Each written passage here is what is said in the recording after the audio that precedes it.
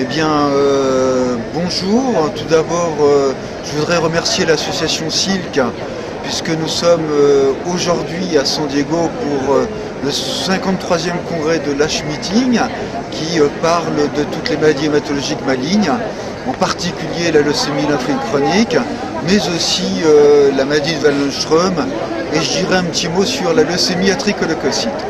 Alors, qu'avons-nous appris sur la maladie de Waldenström? Eh bien, il y a eu plusieurs abstracts et plusieurs communications qui m'ont intéressé. La première concerne l'épidémiologie de la maladie de Waldenström. C'est vrai qu'il n'y a pas beaucoup de données. Il y a eu une présentation sur l'épidémiologie américaine et qui a montré que dans la maladie de Waldenström, c'était une homéopathie rare avec essentiellement des variations dans les ethnies et une fréquence plus élevée, en particulier chez les Asiatiques. Et puis il y a eu aussi d'autres communications sur les séquençages au débit dans la maladie de Waldenström. Et là, plusieurs gènes ont été identifiés et je pense que tout ceci devra avoir un impact considérable sur la thérapeutique.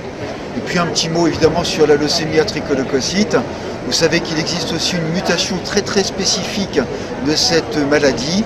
Eh bien, ceci a été confirmé aujourd'hui à San Diego avec de multiples présentations qui confirment ce fait. Et tout ceci devrait aussi avoir un impact sur la mise en place de traitements avec en particulier les anti-BRAF. Voilà ce que l'on peut dire sur San Diego aujourd'hui et il y a évidemment encore beaucoup de communication, donc je vais être obligé de vous laisser. En tout cas, très bientôt et merci à l'association Silk d'être présente. C'est aussi l'occasion de partager avec elle. Merci, au revoir.